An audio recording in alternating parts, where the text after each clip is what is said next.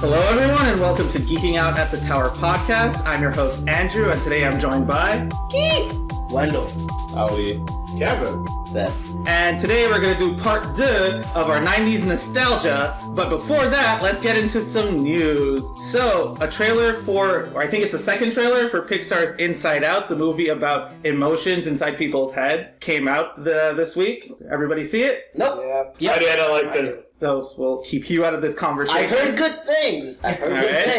From the short scene, it's basically a family at dinner, and they all have the same 5 emotions going on in a conversation. So you can see the daughter's obviously upset about something at school. The mother's trying to get the dad to... The mom tried, but obviously the daughter doesn't want to open up to her. So she tries to get the father, and then because the father wasn't listening, that degenerates into a yelling match between the father and the daughter, which results in her getting sent to the room. DEFCON 5, foot coming down. But the interesting part is that as they're having this conversation, you can see it going on through, I think, the 5 different emotions going on in each person's head as this conversation is occurring. They are? Yeah.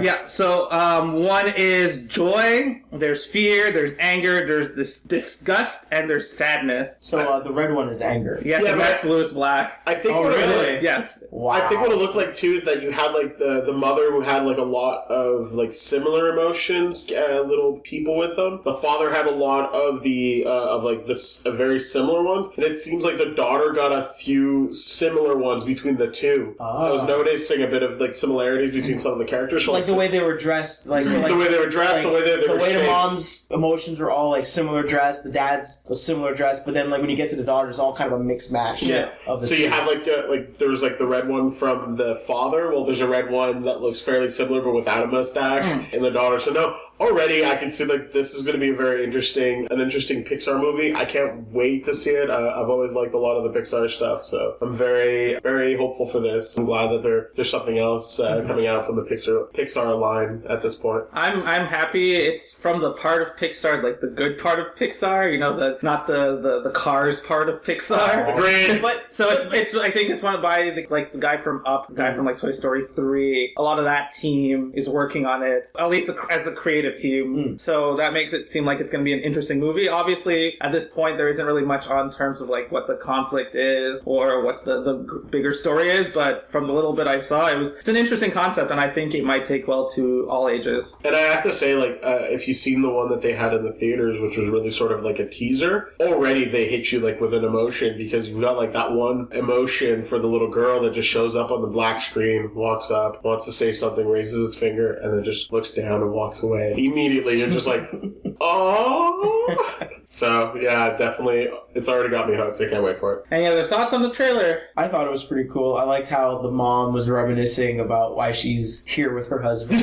Why could she run off with the helicopter pilot from Brazil? Yeah. I thought that was very hilarious. I don't know, it looks very interesting. I can't wait to see how all this plays out in the end, but I can't wait to see all those other random jokes. Like, they're like other emotions coming up, or they're all in sync and they're all enjoying that one thing that they... More stereotype jokes. Dad's tuning out watching football. Dad's thinking about shopping and flying off with the helicopter pilot. Oh my god. And the Very kid 90s. is just angst. Yeah. And also, yeah, you're going to see a bunch of stereotypes from, like... But it's stuff that everyone can relate to. So you have the mom, the dad, and then the kid will be like, yeah. Okay, that's totally me. Like, you know what I mean? Like, all the people watching will probably latch onto something. I don't know about that. I don't remember Well, we'll being see. like, I want to watch some football. That is a short scene, so we'll have to give the movie some time. Yes, Seb, you want to say something? I have nothing. Like, Thanks for raising your hand on that. Like, I do agree that, like, when you see the dad, he's not paying attention, and you're like, oh god, I've been there before. Oh man, this is not going to get well. No release date, I think, has been set, but it's coming out in 2015. No surprises.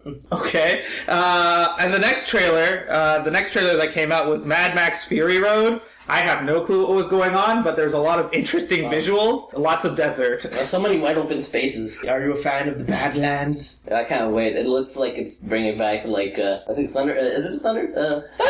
Thunderdome? I feel like it might have that kind of feeling. I can't remember if it's... I don't think it's a reboot. I think it's continuing beyond... I think it might be a reboot, but it feels very Mad Max. I think... No, because I know it's the same director, same writer, same dude that created all of the first movies, but I think it's a continuation. I don't think it's a... It's going to be good because Mel Gibson's not the lead. But No, I think it's a continuation. But I he's think the it's guy that made the first three. Exactly. But I don't even understand. Anywho. It's going to be good now. But, oh my goodness, the trailer was so beautiful to watch. Like, it was very great. I wanna get a big HD version of it, just watch it on a nice TV, and just let it wash over me. Striking. Very striking visuals. Alright. It's weird because they keep saying, like, you see everybody else in the trailer, everyone looks mad. And they're like, hey, what's your name? And he's going to say his name, but Mad Max doesn't look all that mad. He looks very stoic. Yeah. Well, we'll see. There's a lot of action scenes where you don't really see his... They'll probably come along with the movie. They probably want people to come and see. It's like, oh, look, it's Tom Hardy. So, Seb, you had some news you wanted to share with everybody. Yes, well, the analysis from the Rosetta probe, okay, that's going around 67p, shows that it's mainly composed of heavy water, which is 2 hydrogen, 1 deuterium, which is pretty much heavy water, which normally on Earth it happens like 3 times out of like 10,000 molecules. But the comet's composed mostly of that. So scientists think, oh, maybe, you know what, comets like didn't bring water to Earth. It might have been another source, and they're saying maybe asteroids at this point. So no, it's just pretty much gives a kick in the nads to comets.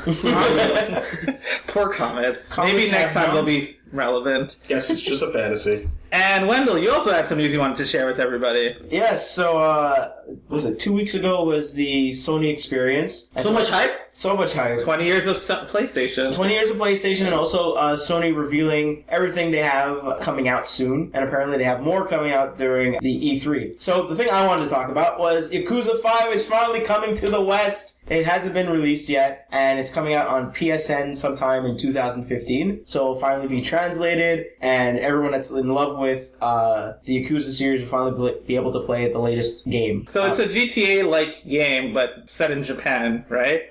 It's not. It doesn't take place in all of Japan. It mainly takes place in the red light district. So it's kind of GTA-ish, but you're more focused on brawling, like fighting. Mm-hmm. So the fighting engine is really interesting. So it's like a beat 'em up, but it's very in depth. And as you level up your character, it gets better. And so from, I think, Yakuza 3 and up, you've been playing as 4 separate characters with 4 separate stories. So one of the main characters is an old enforcer of the Yakuza, and he's the main guy that you always play as. And now there's like other people that come into the story and in and out and blah blah blah. So I'm very excited and I can't wait to play it. And I hopefully this will be another way that publishers will release their games instead of having a hard copy that will eat into their cost. They'll just do a soft copy that's online only, and it'll just cut down on the cost and they'll be able to give people the games that they want. Isn't that what they're doing already for a lot of things? Not all the time. Like sometimes you'll have games where like a Japanese publisher will be like, I don't think this is going to do well in North America or just the West in general, so that's including Europe. But usually they're more likely to bring stuff to Europe than they are to North America. Closer. It's a lot closer and it's a lot cheaper. Yeah, isn't that what they're doing with the new Tekken? Some characters aren't going to be available in North America, but are going to be available. Oh, that was... Because there's a whole... well, that was more because fans were like, in North America were complaining about... Oh, no, this girl looks too Japanesey. Not Japanese, just like, oh, she looks very... it was nonsense. And they're like, okay, fine, if you don't want it, we won't give it to you. And they just kind of just shut that out. All right, cool. Actually, I have some last-minute news I want to bring up. I saw recently the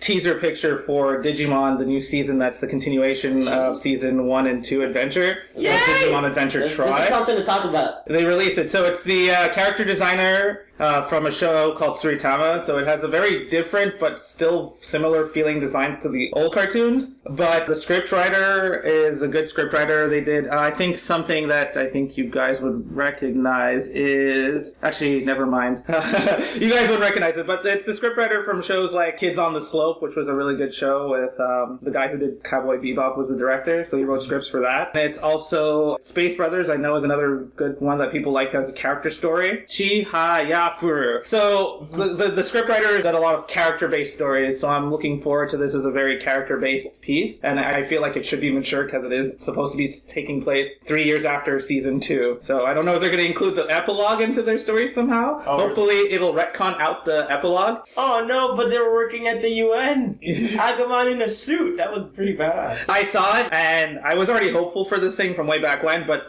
this image here has got me, and who they announced working on it has got me even more excited, so I'm looking way forward to that. Is this after the whole like little Digi egg finally breaking out of its shell, like the little teaser thing? Is that? Yes, that was, so yeah, reveal? the whole countdown thing. So that's the Easter egg that was finally released. I think enough people finally clicked on that egg. I would like for there to be an episode of Agumon as GQ Man of the Year, and he's dressed up in a nice snazzy snoot in front of the UN. I'm gonna boo you on that one. Alright, so join us in our next segment where we'll be geeking around. I'm pretty sure that wasn't news. Hey, this is Anthony Bowling, voices of such characters as Yuka in Fairy Tail, Ukyo in Samurai 7, and Alciel in The Devil is a Part-Timer, along with many, many more. And right now you are listening to Geeking Out at the Tower podcast. And we're back to the Geeking Around segment where we discuss things geeky or otherwise going around in the geekosphere and abouts. So, Wendell, what have you been geeking about? I've been reading a Book? Yeah, you could say a book. It's more like a graphic novel-ish in a way. It's Darwin Cook's Parker series, but it's based on Richard Stark's, aka, which is just a pseudonym. His real name was Donald E. Westlake. Parker series. This series came out in the 1960s. It's a more like a hard-boiled crime drama kind of style, and the main character's named Parker, and he has a bunch of like jobs he does or heists and etc. So what Darwin Cook is, he's a comic book artist and writer, and he's taking the whole run of Parker novels and then kind of like making them into graphic novels. So basically it has this like nice like 1960s art style. We're just doing like maybe like one or two color tones, and he's doing it in his own style. So like if you ever seen New Frontier from DC, that's Darwin Cook's style, and I'm reading the score right now. And so this one is like about him and his group of criminal buddies. They're going to do a heist on a town that's owned by, I think, an outfit or something, like a mob like boss. And so the whole town is like protecting this stockpile of money that's in a mine, and they're trying to figure out how to get to it and then proceed with extracting it and everything. So it's really good so far. How many books are in the series? Oh, Or is there it's just like many and a bunch of short stories kind of thing? yeah, I think there's 20 something in total, Okay. and it seems like this is like Darwin Cook's. That's unbelievable. What do you mean? 20 bucks and more? Shit. Came out in the 1960s and just kept coming out. Well, some writers, you have to be writing at least a book a year in a series, and even then you have to be writing several books a year to be making a living off of it. Yeah. Mm-hmm. We can't all be George R.R. Martin after all. it could become a real tragedy. And this guy's no R.L. Stein at all, so. Well, dude, when you When you find out he had like ghostwriters and stuff like that. Oh, really? I was going to say, when apparently. stories are as short as they are, of course you can pump out like 50 yeah, a yeah. year. Because when you have ghostwriters, you know you're moving on up. Almost everyone's kind of seen this character before. It's come up in various different medias, but specifically in movies. You had GoldenEye? No. You had what's his name? You had the movie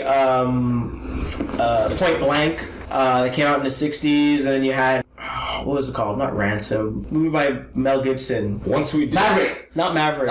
But like, Maverick. But the thing So was, good. at those times, the writer, Westlake, he did not want people taking his character, so they always had to change their name all the time, so it was like Porter or some weird variant of it. So recently, maybe I think last year, 2 years ago, they did Parker with Jason Statham, right? Statham, yeah. Oh, But yeah. that movie is not that good, and it's not as good as the books or the other movies that So it's I trying hear. to, which is really sad. So, Seb, what have you been geeking about? Well, I caught up on some Constantine because I've been missing a couple of weeks, and story's ramping up super well. I love the direction, and like we get to see more of this darkness that's rising. I gotta catch up to it. I did watch a few of them when you brought it up last time. I definitely like it too, but I haven't caught up recently on it, so I think you're just gonna get me to Yeah, catch I up. have to push you. I heard there was heavy rumors going around that it's going to most likely be canceled because of poor ratings. Well, you know, I, for one- you can't stop this runaway train. Smooth. So, do you like the show or the movie with Keanu Reeves better? I've never seen I've never seen the movie with Keanu You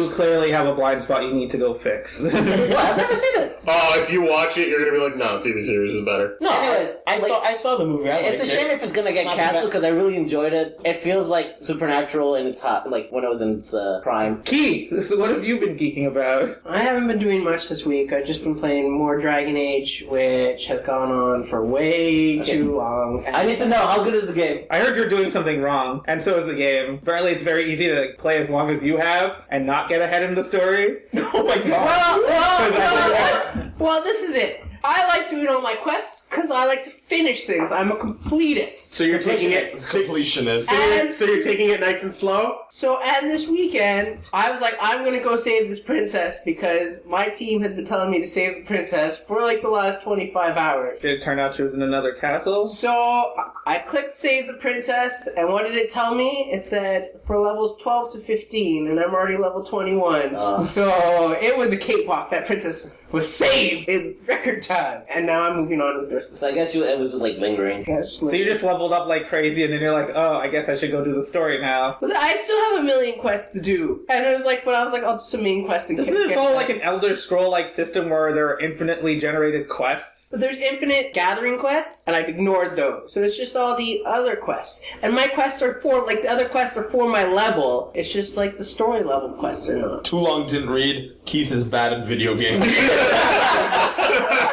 Sounds about right.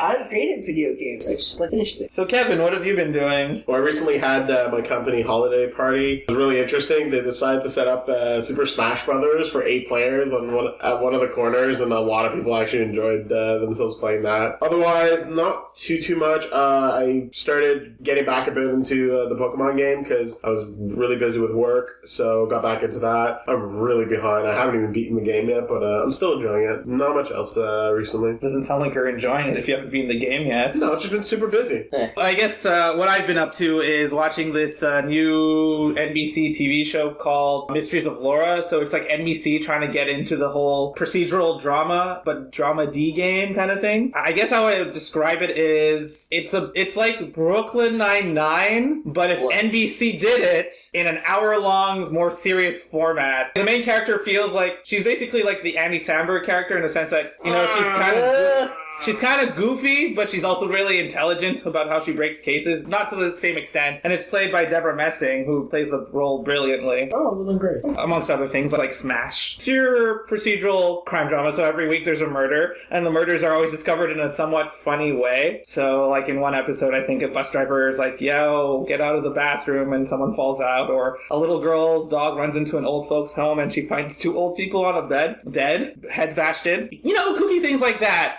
Kooky things like that? Yeah, only in the streets of Philadelphia. But it has your standard police tropes, so you know there's the captain. Is he black? Is he angry? Not black though, but not angry? Is he that Are they angry? No, but he's married to the main character, so they have that whole dynamic going on. Oh Lord. It's messed up in a different way. So it's a little bit twisted? They're divorced also, and so he becomes the captain at like the end of the first episode. She has a gay assistant, but he's more of your like flamboyant gay, but he still like isn't super flamboyant about it. It's just like no one really calls out on it, but there's like the girl who's very like straight face, and in the first episode she's a total bitch, but obviously that was for the pilot, and then they realized they had to retool her into a more likable, so now she's a gamer girl as well. And that's a plot point in one of the episodes. Here you're Fry. And then they have their black and Latino demographic by using a dark-skinned Cubano. I bet he has a bad reputation also. No, actually. So it's an NBC dramedy, so it's very lighthearted. So how often does this person cook with Goya? It doesn't come up either.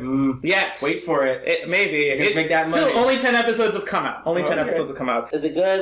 It's a fun show. I don't know if you're out there and you've seen Psych. It's something along those lines, but not as like buddy cop, but with two non-cops. But it's very much like, it's lighthearted. It still takes the serious part serious, and there's still good character elements within it that makes you want to come back. So I marathoned it all this Saturday, and it was a good fun watch. And then I watched like the Flash Hour mid-season finales, and those ended pretty decently as well, so I'm looking forward to more of that. Crossover. No, the crossover was a few weeks ago, and it was decently done. I mean, it wasn't like a real crossover kind of thing. It's like, hey, we're kind of on your show this week. I like the one on the Flash. That one made a bit more sense, but the one they did on Arrow was a little bit like, just gonna be here. It's like, I'm over here if you need me. What? Yeah, right over here. Oh yeah, they definitely felt like the reason for them to be in the Flash episode was a lot more consistent. At least it made more sense. Whereas in the Arrow episode, it's just like, yeah, we had vacation time, and when we came to pick up the thing you were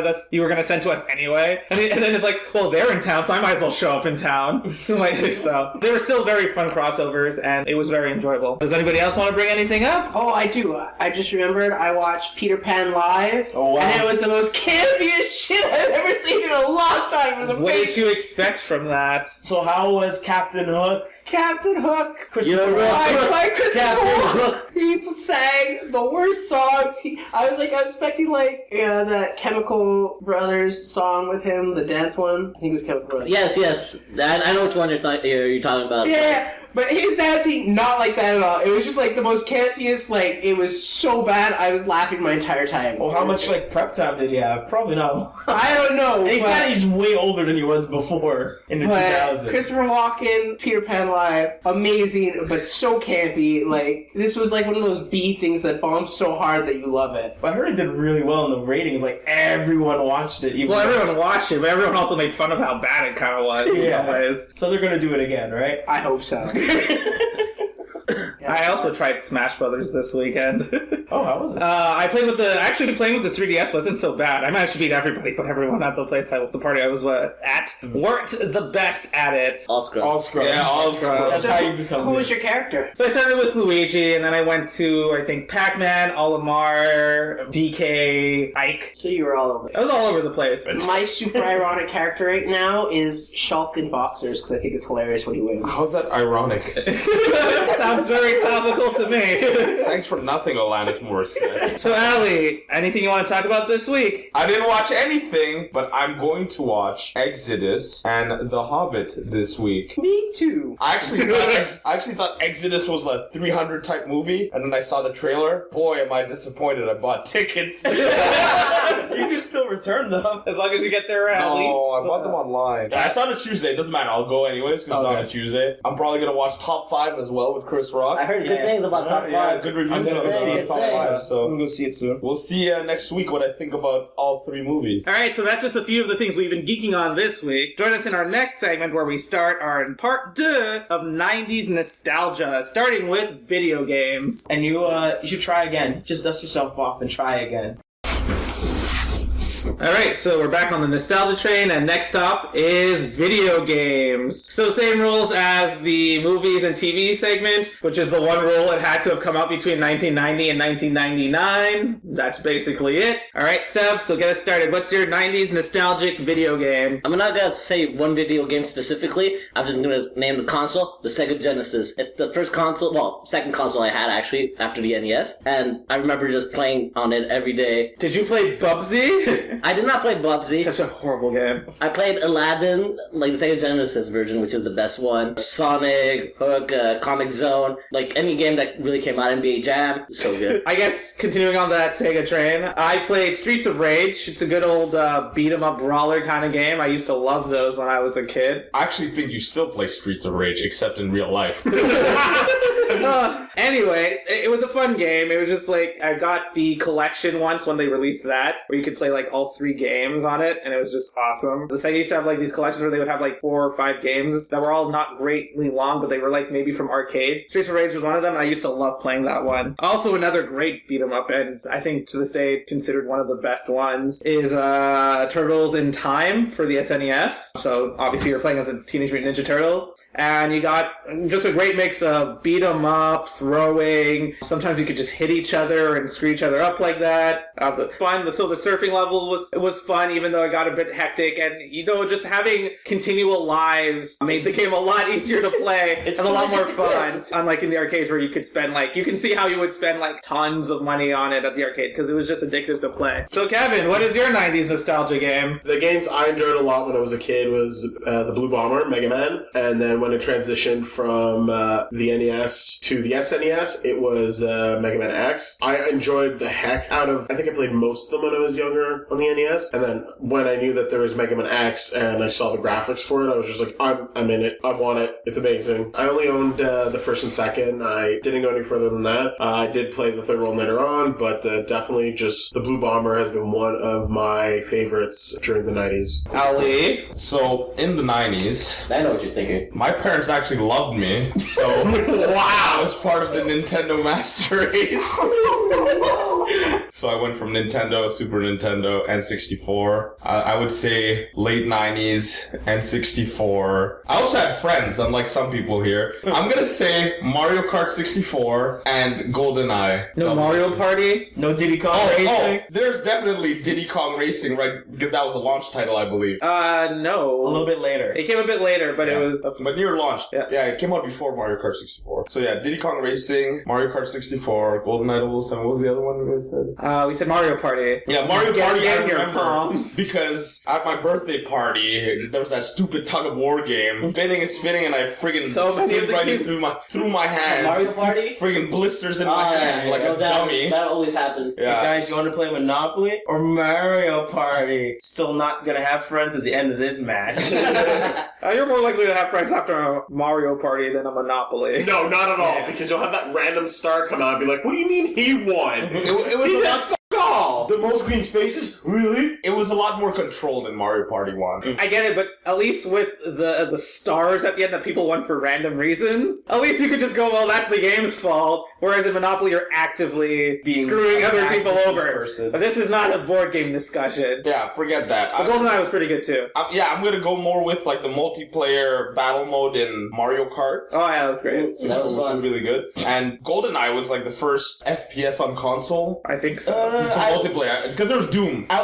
would say for multiplayer, but yeah, Doom was first. Doom and Wolfenstein were the first two on console. But GoldenEye, I think, is the one that That you brought know, it to another yeah. if level. you're gonna say that brought it to another level before Perfect Dark came out. It was considered like the best one, and there are people today who still remember it very fondly. Oh yeah, I mean you could play with whatever weapon settings you want, and there's always that ass that played with auto. Drop for life! Honestly, though, that game does not hold up. Oh man, it has aged terribly. I played it the other day, a few months ago, and I'm like, why does this game control so poorly? Yeah. We didn't know anything better, and that was Exactly. And that was the first time, not the first time that we had an analog stick. Sega had that with their pad on the Saturn, but it was the first time it was like used pretty well, but we didn't have an extra stick yet. Yeah. An extra quote unquote camera stick. GoldenEye controlled very well At its time. At the time, Yes. Now it controls like garbage. That's the You kind just of need thing. facilities, proximity mines, or slappers only. Oh man, I used to play that game so much. I would take proximity mines and put them on the body armor. I would go to the body armor first and put the proximity mine and run away. And then, like, all the time when I hear something explode, like someone's at the body armor, time to go kill them. I used to be really, really horrible at that. Like, I'm really good, but just mean. And I don't know how we played 4 players. Nah, you're just insensitive. Unless you had a big screen. Yeah, I did not have a big screen. Yeah, who owned a big screen You back made then? do. Yeah, like, we're like playing on 22-inch CRT TVs. because Think about it this way, it's like, stop looking at my screen! Everyone Stop looking at my screen! regardless of what everyone said, everybody was cheating.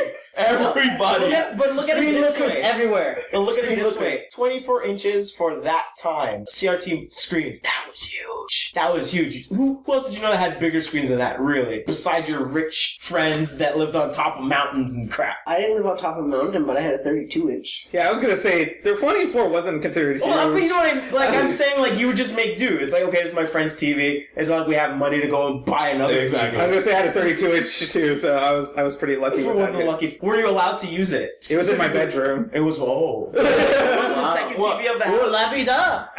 Yes. Okay. It's just that my mom took the smaller TV because for her room, and we didn't have a TV in the living room at the time. Oh, It was actually the living room's TV that we just moved into my room because she didn't want a I TV in had the living TV room. in my room, and we had one in the living room. Oh, someone's parents loved them. Yeah, someone was living in Vida Loca. Seriously. Wendell.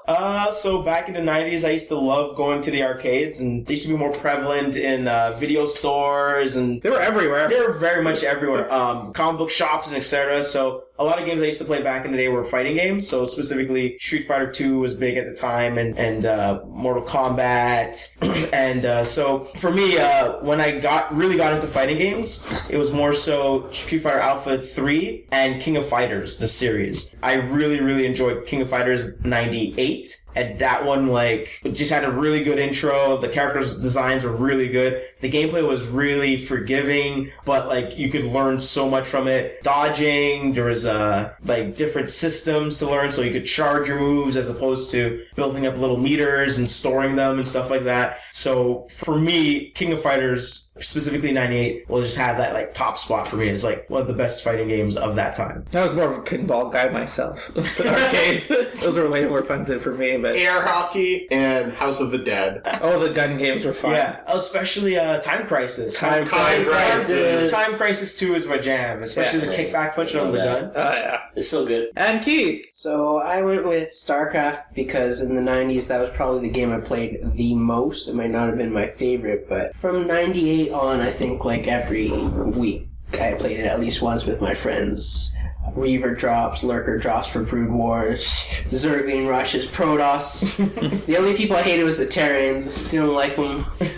Worst race. One thing I liked about StarCraft, especially when they had the Brood War expansion, was the amount of maps people were making. Like, Yeah, it had an amazing map editor. People were doing... I remember playing chess with that. I remember playing, like, they did something... Tower defenses. Tower defense. They were doing something like, you played one of the characters and it represented Goku, and you were going through the episode. It was really interesting how far they went. There was one, I think, for Pokemon, too, and you were catching them, and you could use them and attack other... I feel like near the end there was also Dota in it. Yeah. I think, if anything, I think that's where things started out, just because they did such a good job with the editing software for people to just get really creative. Like, the StarCraft one was good, but the Brood Wars one, they added so much more. They Playing Risk expanded. and stuff like that. Oh man, it was So good. amazing. Money maps, all about the money maps. I was 99999 minerals. I was very terrible. Vespian gas. I was very terrible at that game, but I knew like the tech trees, so I just built carriers like a jerk, and then send them in and then lose because everyone else was way more skilled than I was. I played it once. I sucked. I was more playing, Warcraft. Warcraft, yeah, definitely. That was more my jam. Yeah, Warcraft 3, 1 and 2. Well, no, 3 perfected it, but back then, 1 and... You could really... I played so much more StarCraft than Warcraft, and I was like, oh. Warcraft got me into StarCraft, but I like how the sound system to try to fix up how like if you had the right audio setup or whatever, and it's just your sound card works perfectly. I'm like, I still remember that tonight. I just like the grunts in Warcraft. They're so hilarious. Peons, just... Hold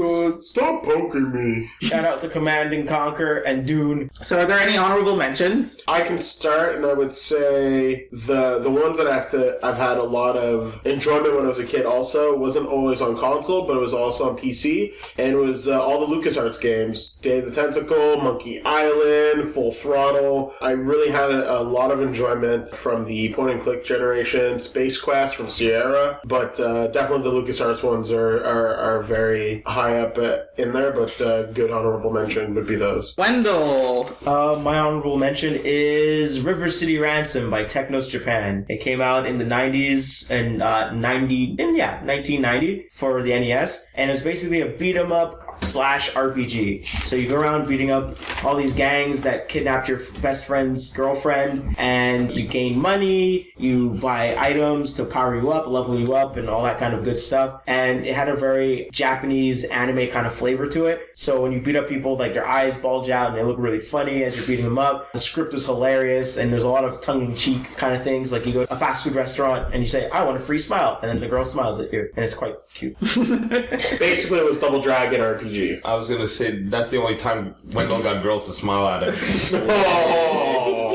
Harsh. It was made by the same people that made Double Dragon, and they do reference them when you fight the last bosses in the game. They play the Double Dragon theme, and you're fighting the Dragon Twin. Have any honorable mentions? Yeah, well, I'm gonna say the game I've probably spent the most time playing on the Sega Genesis being Hook. I loved the movie, and the game just made sense to me. It was the first game I ever finished by myself, and there was this one level where my brother would always be like, Sebastian, please help us, we can't get through the level. So, that's pretty much it. I'll let it finish on this. ABBA, CCCCC for Sega Genesis to unlock the cheat modes for Aladdin. Keith. I think Final Fantasy, the series, should be mentioned as an honorable mention, but since everyone knows it's amazing anyways, I'm going to say Counter-Strike from Valve, because it was such a fun game, and it came out in the late 90s. Oh my goodness, I completely forgot about Yeah, I spent a lot of time on that one too. too. I spent a lot of time on that. That Counter-Strike and actually the first Team Fortress as well. I enjoyed a lot. But I like how they've expanded it nowadays. I played it quite a bit, not owned a lot. Pretty much how it went for me in Counter-Strike. I was terrible at PC shooters. I was super terrible at it, but I was with a friend I get motion sickness and I get who really was bad headaches. seriously good and was like on actual teams that did the whole thing. And so I just joined this team and I was like, my team wins all the time. And I was like, I'm cannon fodder. My team knows I'm cannon fodder. Like, Keith, you go in, don't worry about it. And then all of a sudden I'm dead, but all the other team snipers are dead too. I remember at my job, my old manager, I was playing with him because I was bad, and then one of the good players was playing on the opposite team, and so I was distracting the other guy trying to shoot him, and then my manager climbed to the top of, I think, the warehouse, jumped off, and then like stabbed the dude with the knife. And I was like, what? And they're like, yeah, well, game's done. We're done. Can't top that. We're over. Well, I'm just as good as shooters now as I was then. So not very. And yeah, I played very little Counter-Strike because I didn't have a computer that could run it back then, and so I didn't get out that much to play it. But definitely, it was one of the. There's a reason why people consider it like one of the best shooters of its time, and people still play it. Yeah. Yes. Source or 1.6. 1.6 or Get Out.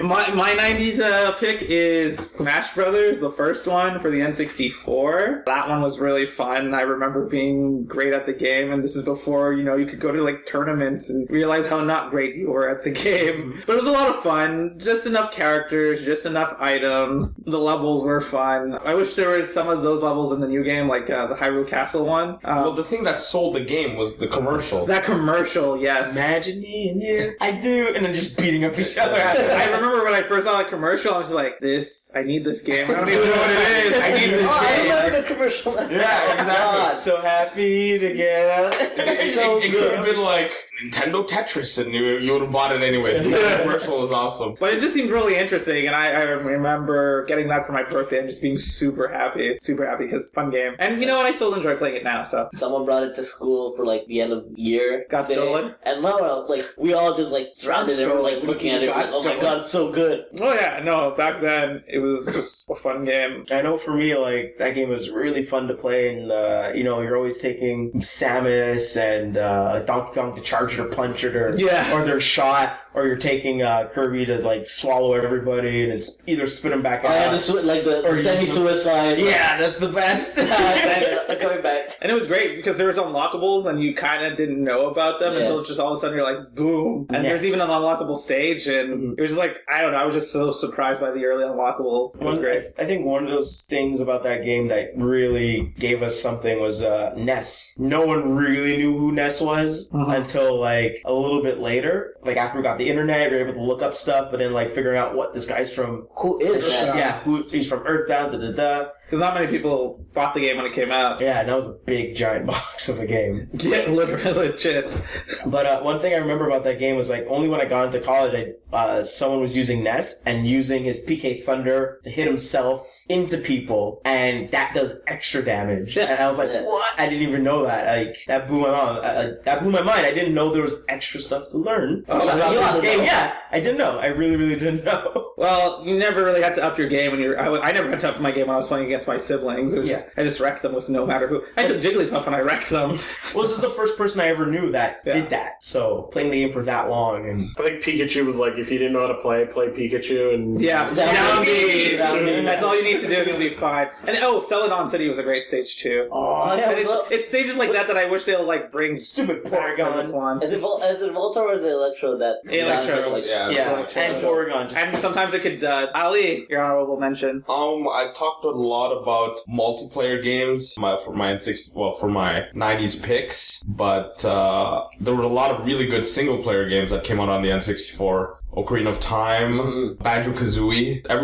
Super Mario 64, when it came out, people were freaking out. Well, it did redefine the whole platformer for 3D. Yeah. But I think the biggest hype I ever had was I went to La Ronde. Oh, man. Back in the Nintendo Dome back in the day. R.I.P. Nintendo Dome. And I had won some contest for something, some stupid contest, and they gave me this tape. And the tape was a hype tape for Star Fox 64. Oh, you had that? And the Rumble Pack. Oh my god. god, I watched that video. It was ridiculous. It is the stupidest video you've ever seen, but at the time you were a kid, I'm like, oh my god, Starbucks 64, Rumble Pack! I can't believe it. So, like, as soon as it came out, I bought Star Fox 64 with the Rumble Pack, and the Rumble Pack, oh my god, Forget about it. it completely changed everything. And I mean, now, It's built in. Yeah, built-in vibration and everything, but at the time... You plugged in this chunky pack in the back and it waited. Extra batteries in there. Yeah. Play Star Fox, and you get hit, you shoot things, and the controller, it was out of this world at the time. It was a revelation. Yeah. Or, That's like being useless. On just a side note, Pokemon Stadium, the first one, and the mini games in that were awesome. The mini games were great. Mario Tennis. Mario Tennis came out after, though. I don't think it came out in the 90s. Possible, yeah. No, I think. Let me go and verify this. No, Pokemon Stadium was definitely a great game, especially like we'll get to it late in our next segment. But Mario Tennis, 1995. No, that's not the right one. It came out 2000, so just that. Off, not in the limits, not 99. No. Strike for Seb, and you're out. Star Fox 64, my honorable mention with the Rumble Pack. That was awesome. Rumble Pack is a good touch. Yes. The multiplayer wasn't the best in that game, but that single player and the branching path lines, Yes. Oh yeah, that made was that fun. game replayable and a lot of fun. Anything else anyone wants to add? Age of Empires. Civ 1. Join us in our next segment where we'll be talking about 90s music, toys, and fads. And the last stop on the 90s nostalgia train for tonight, we'll be talking about 90s fads, music, toys, because they all kind of meld into each other. So Wendell, what did you choose? I'm choosing fads, and I'm specifically sticking with old cartoon shows, but a specific type of them. This fad kind of started with the Muppets in the 80s with either the Muppets Caper or the Muppets Take Yeah, Manhattan. we're not talking about the 80s, man. Oh no, but it started there though. So there's a scene where the Muppets were a Muppet baby, like they were like little Muppets, like little live action ones, and then the Muppet babies. And so in the late 80s, early 90s, they had the Muppet Babies, and that kind of made a weird craze where they started taking old cartoons and then making them hip and young. So you had the Tom and Jerry kids that came out, Yo Yogi, and a pup named Scooby-Doo. And these were all cartoons that came out, and they were all like kind of older people. No, they were actually pretty good, and they were more modernized, but it was weird because it was like, hey look, they have like 90s clothes. Yo Yogi took place in a mall, and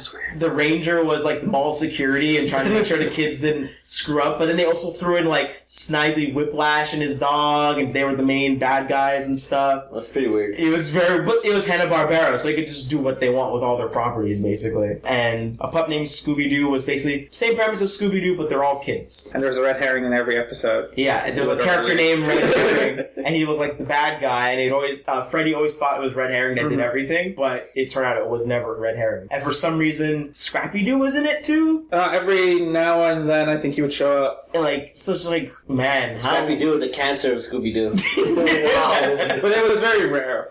It was mostly about them all being kids. Oh, and it's how I learned the word anti-disestablishmentarianism. No word. And the top of that list for me would have been Tiny Toon Adventures, where they didn't just take the old characters and just made them into kids. They made new characters. They made completely new characters, a new generation, and they had to go to Acme Toon University to get their Toon degree, because that's from the intro. They're kind of young to go to university. Yeah, I know, but still, it doesn't matter. They're all smart. They're smart. It's Acme Luniversity. Luniversity. Thank you. And so, but then you would still get reasons to have Daffy Duck, Bugs Bunny, all the old guys in there, and they would come up very sparingly, but they actually managed to give like these younger guys their own characters, their own motivations and stuff like that. And not have just one Bugs Bunny, but two of them. Exactly.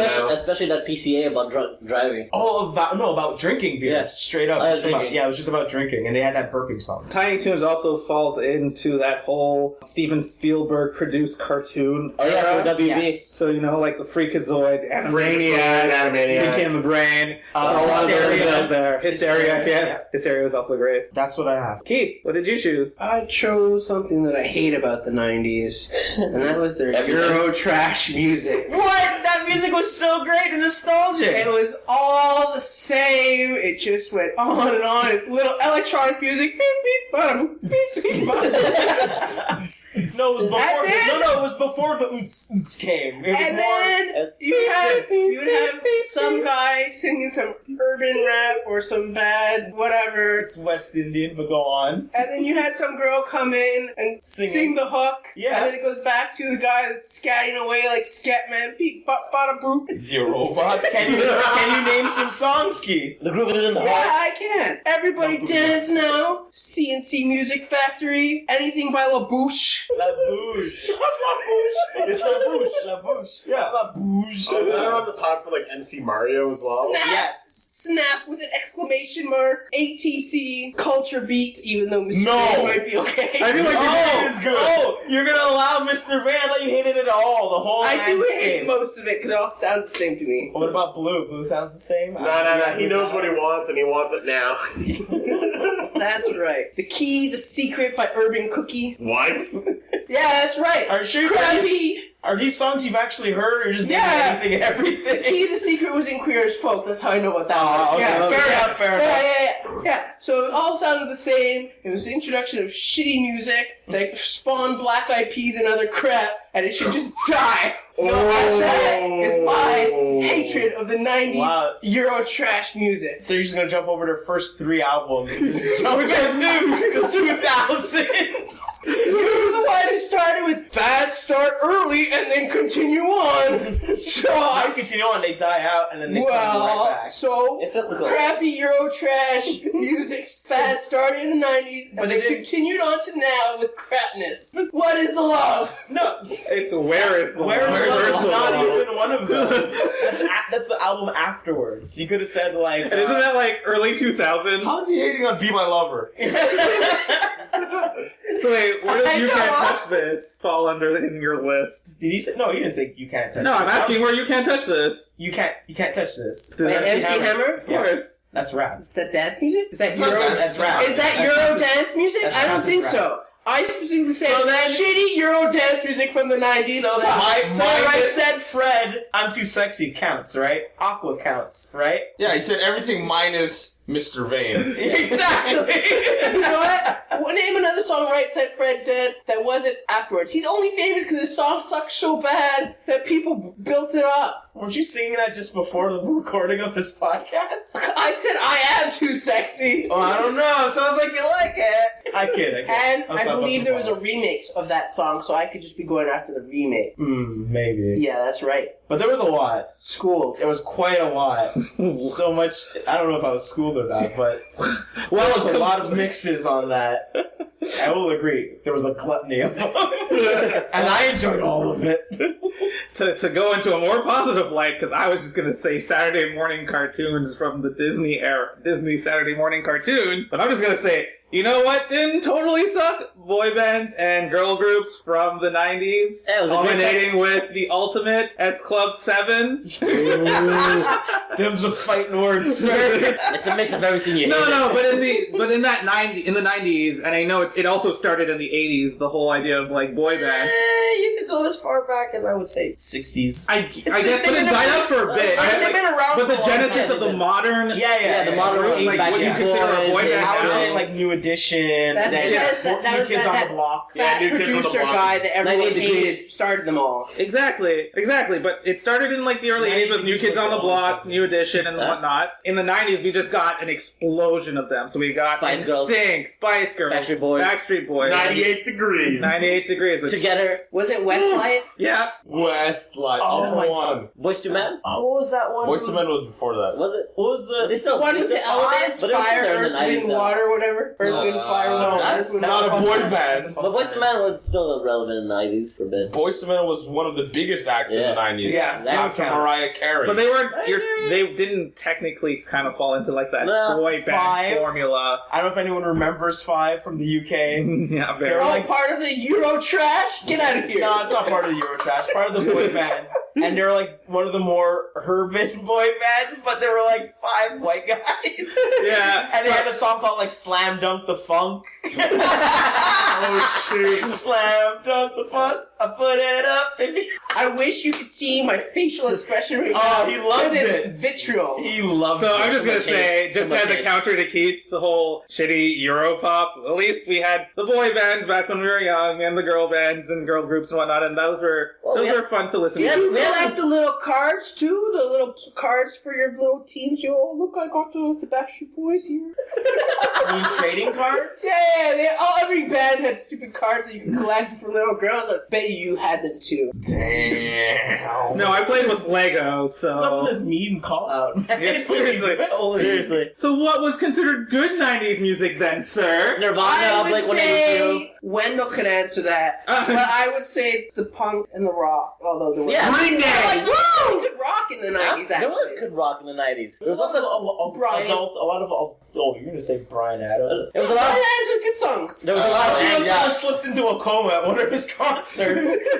Not joking. That really happened. The 90s were really angsty. Yeah, I had There that. was the grunge movement, but then you Yes. also had adult alternative that was like flooding the airwaves at the time, and that stuff is still pretty memorable, like closing. Oh, so Time. it's your Yeah. fault why boy bands Smash- exist, because Smash- you guys yeah. were too emo. They had to Smashing put something Pumpkins. happy out there. Smashing Pumpkins, Red Hot Chili Yeah, Peppers, for you know, sure. there's all that. I think it might be older. I wasn't even That's all crazy fun. about them, Yeah. but the people that did fake plastic trees, there were lots of people like them. They were pretty good. So I'm just gonna go on a side Radio. note and like transition out of music and say, No, because there's so much rap also.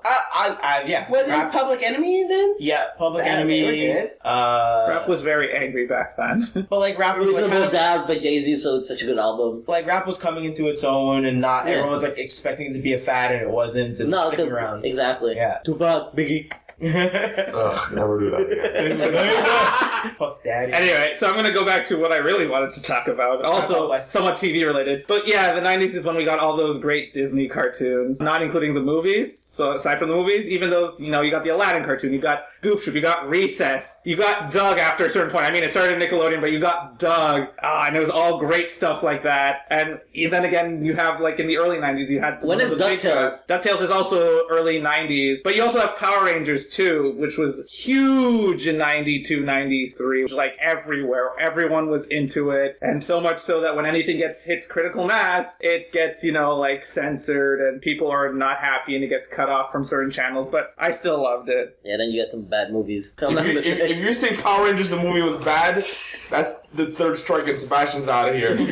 Should have said Okay. It was a great movie. How could you hate on Ivan Ooze? Okay, you As, want as a kid, I loved it, but having Power watched it Rangers- recently, it's so bad. I'm If you sorry. go back and watch that movie, you can see how very 90s it is. It Yeah. has rollerblading, skydiving, Oh, yeah. it has It's so extreme. it has the Power Rangers.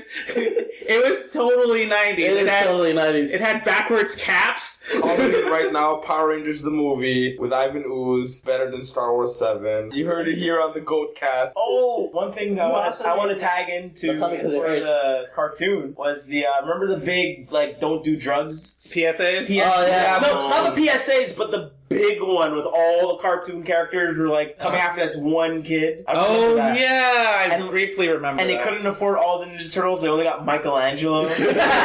Well, Michelangelo is their go-to. Like, even till today, like... Well, I'm just saying they didn't get everybody. No, but like They even got, like the Lego movie, they have him as the only Ninja Turtle. Yeah. Too. I think They he's got, the like- cheapest one to afford. I they think think he's the one that's most popular. Well, he's the one that can quote unquote relate to the kids He's because he's a He's he's a a kid. at He's a heart. party dude. Exactly, and he's the only one that does drugs. Cowabunga. But I think they had like 3 of the Muppet Babies in there, and it's just like all those cartoons at that time just Yeah. got together to do Don't this do giant drugs, crossover. kids. Yeah, and no, they were just talking to one guy, like this little girl's older brother that was Yeah, doing and drugs. don't put it in your mouth. Don't Yeah. put it in That was your what That mouth. was 80s. Yeah, it was super kid. and that was just Canada. It doesn't matter. Oh man, what about those Canadian shorts where like it was talking about heritage? The Canadian heritage, Yeah. heritage moments. It's so good. Those were so dumb. What about the short circuits? Canada. Short You mean circuits the are village? awesome. I think he means the village. No, it's the country. It's Canada. No, I think he's pointing at the houses, sir. No. He's talking about this land, this country. It's Canada. Canada. Shut your mouth.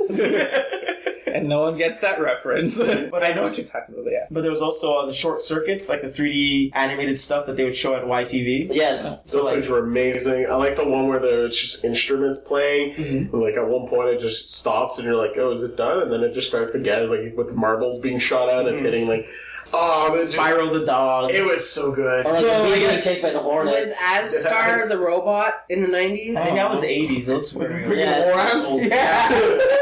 I come from Planet Danger. I can put my arm back on, but you can't. So play safe. I'm sorry. Astar. No more abs. What's his name? Astar. I'm sorry, Astar. I'm actually fucking Namekian and I could grow my arm back. So Ali, what did you want to talk about? My 90s fad is gonna be Pokemon cards. I don't know when they came out. I'm pretty sure they came out in the late 90s because I remember having them in like 4th grade. Yeah, no, they came out in the late 90s. Yeah. So like definitely late 90s. I found out Pokemon was huge in the later 90s, and I found that they made cards. What a concept. You can fight. I still remember the first 2 booster packs I bought. I got holographic Blastoise and a holographic Charizard. Nice. And I thought, oh, it's gonna be smooth sailing from there. Nope.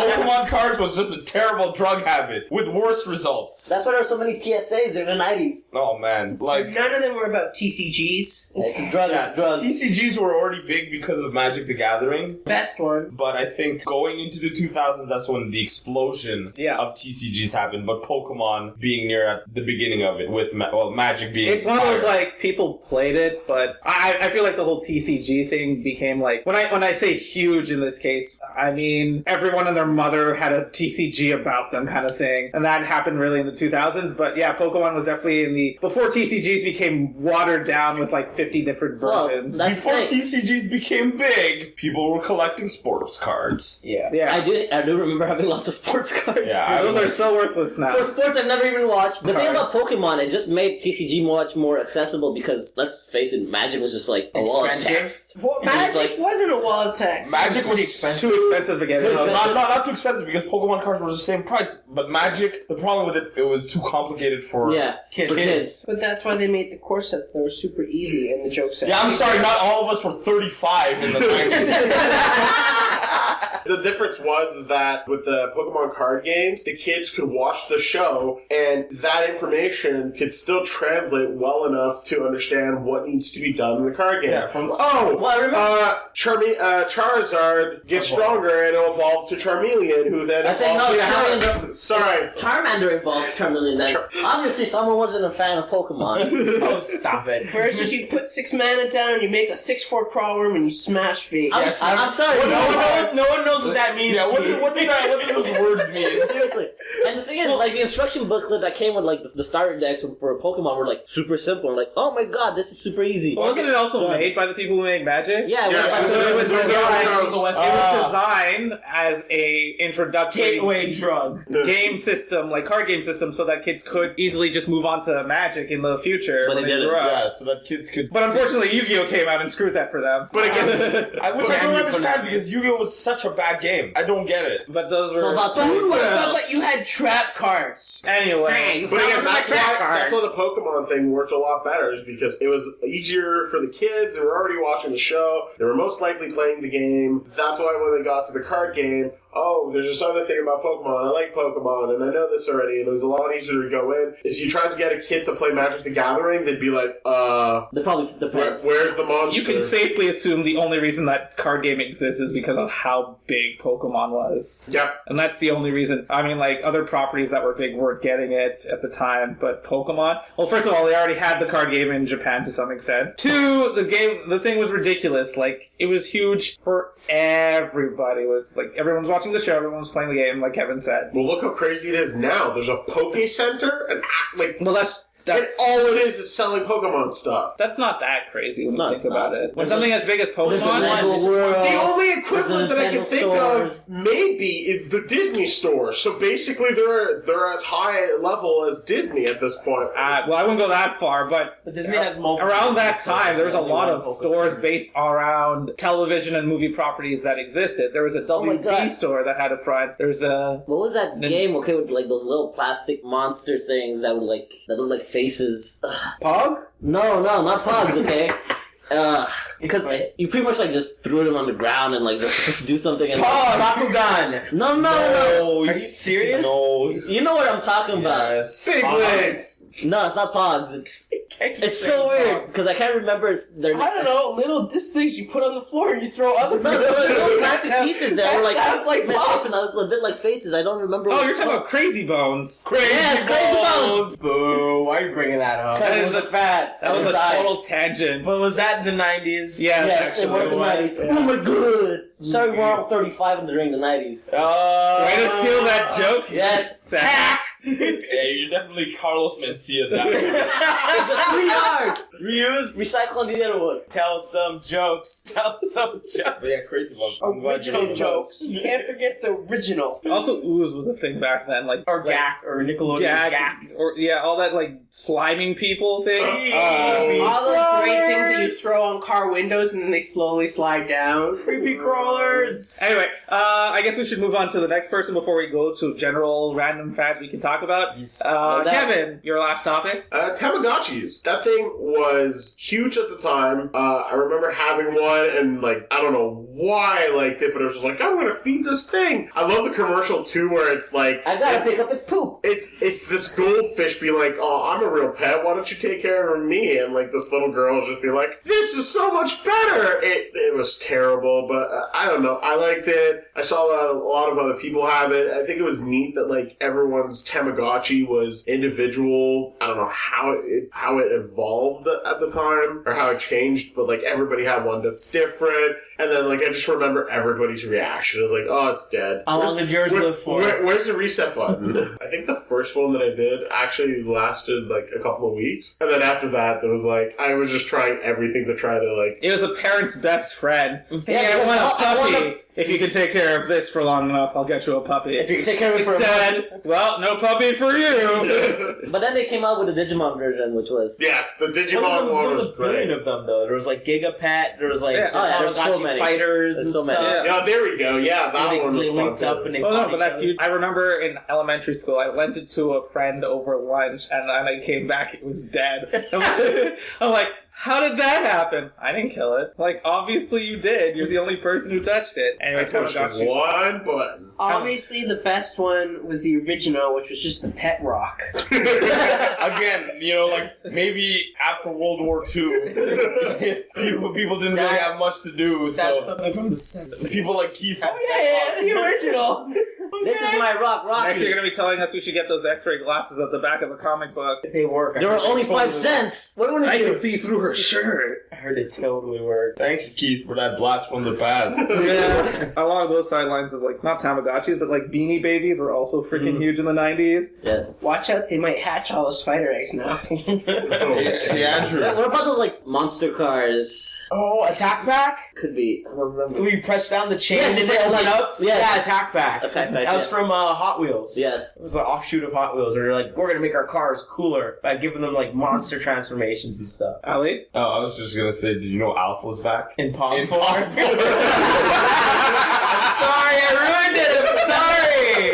Oh my god. Pogs were huge. Oh, Also. I had so many pugs. Anyone who used those metal slammers should be punched. Oh. Remember you had those Keenies and they were like and they had the jagged edges and stuff? No, yeah, Yes, the yes. Ninja Star Ninja Star ones was ones were amazing. They were horrible. I love how those were getting sold, and like you had like the corner store who was just like, I don't understand why these are being sold so Oh, much. because we heard that the poison ones are worth money. It's like literally you could see the kids like buy like, oh, I'm gonna buy like the whole set of your Ninja Star slammers, and then like the guy's like, well, why aren't they buying the Pogs? And you just see the kids like right behind like near a tree just throwing them into trees. It was like, holy fuck! Going at each other like, oh yeah, injuries are fun. The best part about Pog was taking other people's prized Pogs after you flipped them over. That was Yes. your dumbass fault for putting them in the pile to begin with. Why am I gonna put my slammer of Goliath in there? No, I lost it! That's how I got one of them at one time. Oh, did you ever like We went through the Slammer Wars where you basically put a whole bunch of slammers. Yes. Against slammers, yeah. Did you play on concrete? Because Of that course. would destroy the crap out of your slammer. How else were you supposed to play when you were playing the game outside after school? Yeah, you always play on the floor. You just destroy your slammers. What is that? Jesus outside concrete. That's how it was done. Wooden bench was Zone 2. I was gonna say, what are you gonna play on grass? No, but like you get like a cardboard or something. Because I remember like Who brings cardboard to school? the break dancers. Yeah, the break dancers. Sorry. You go up to the break dancer, you throw your Ninja Star Slammers at them, and you take their cardboard. Wendell said, talk to the janitor. Who was talking to... Our janitor was creepy as hell. Our janitor was actually pretty nice though. Yeah. What school did you go to that had Yeah, seriously. break dancers that little kids with pockets? Like my janitor had like... I didn't say they stole anything. That was these guys. Any other College is serious business, yo. Any other 90s fads you guys want to talk about? Creepy crawlers, but not really. Not really. Just honorable mention. I guess so. I'm going to throw honorable mentions out to the Poke clones. As they're called. games. They all did something slightly different with it, which was really cool, but at the end of the day, they were just known as Pokemon clones because they came out afterwards. You mean like Monster Rancher and Digimon? Yeah, Monster Rancher, Digimon, Metabots, Moncoli Knight. Yeah, A lot but of Digimon those- had the better series. Yeah, but a lot of these shows came out, like, Digimon was originally only supposed to be short. Yeah, the like, first season, which was... not even a first season. The original thing was like an hour and a half, or the first 13. It was only supposed to be 13 episodes, and it was like the first arc, and it was supposed to end after the first arc. But because of how popular it was, it kept going. Then you got Monster Rancher. Managed to get a season. A lot of these shows came out on the heels of, okay, Pokemon monsters are in, and so they made a whole bunch of these shows. And they all did their own little spin on it, which was cool. So what was funny is that like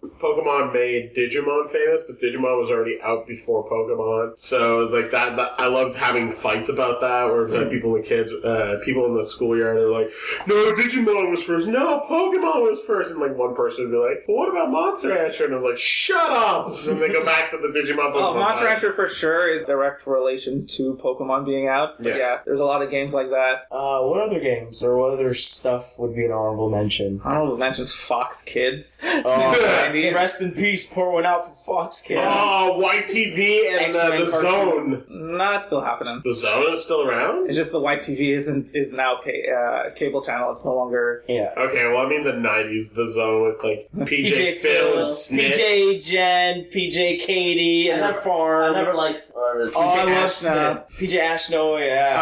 I was gonna also throw out there like the 90s TGIF is when they took. It's Friday night and the moon is bright. After these messages. Right. But yeah, in the 90s TGIF, so you got a lot of Talk about shows. Video Games Arcade. So you got the latter That's it. halves of some shows like Full House and Family Matters, but then again, you also got a whole bunch of shows like Seinfeld. Step by not during TGIF. I don't know. But you don't remember the song they had at the beginning? Huh? Remember the song, little jingle they had at the beginning? I don't it's remember. Friday. It's Friday night. Oh, yeah. The moon is bright. Gonna have some fun. Show you how it's done. TGIF. Okay. Aww. I remember it. It's just that you already said it. No, I didn't say the whole thing. I remember I just stumbled in the middle. So. Thanks, Wendell. You're welcome. It's the Alzheimer's. But yeah, you got a lot of great shows out of that. So you got like the later half of Family Matters. You got the later half of Full House. You got Step by Step, Boy Meets World, Sabrina the Teenage Witch, and a whole bunch of failed ones that got thrown out right away. Teen Angel. The one with the Olsen twins when they were like tweens. They had their own show? They had a show on TJF for like one I season. barely remember. Yeah. So that was also great in the They were 90s. pushing a lot of like tween shows, weren't they? No.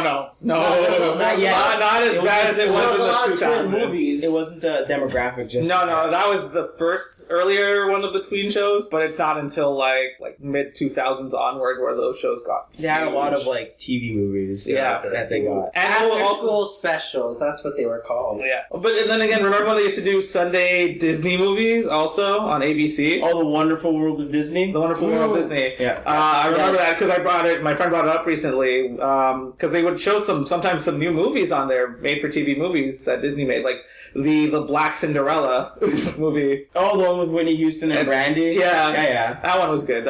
I liked Flight of the Navigator. So. That one's a bit old school, though. I don't think that's 90s. I think there's more 80s, though. Anything else you guys want to bring up? I think we could continue on, but I think we Yeah, seriously. 90s R&B. we could spend probably another episode at this, but I think we can just hold it off until another time. Yeah, I said we should end it at this. Well, that's boring. No, that's great. Remember all all those commercials for like Toys. no, not toys, but for like cereals. Every cereal had a mascot, sugary goodness that was giving you and all that, and they always had a catchphrase. They're good for Cocoa Pops. They're great. Snap, crackle, pop. Follow your nose. All your nose was a drug thing. Yes. Heart stars, clovers and blue moons, pots of gold and rainbows. And everybody knows that Trix the Rabbit was a junkie. Oh, jeez. Oh, and the Got Milk commercials. Oh, do you remember those? The Yes. answer is no. No, like the one where it's You like, just want to get out of here. like the grandfather, like they would say, The like, answer is still no. Jimmy, why don't you drink your milk? Well, Grandpa doesn't drink his milk, and he's fine, and all of a sudden does something. He pounds his arms on the table, And then- his arms turn into dust, and everyone freaks out. So They they start drinking giving milk, yeah. Got milk. Yes. Or the one where you finally see the Trix Bunny getting his tricks, and he doesn't have any milk. Yes. Oh yes, it was There you the go. live action Trix Bunny. Yeah. And he gets to it, it's No, like, it wasn't live action. It was like a guy like he was an actual guy. Yeah. He starts ranting and raving, pulls down his zipper, and turns out it's the Trix Bunny in cartoon form. oh yes, And then he yes. opens out the milk, and there's like 2 drops come out, and he's like, ugh.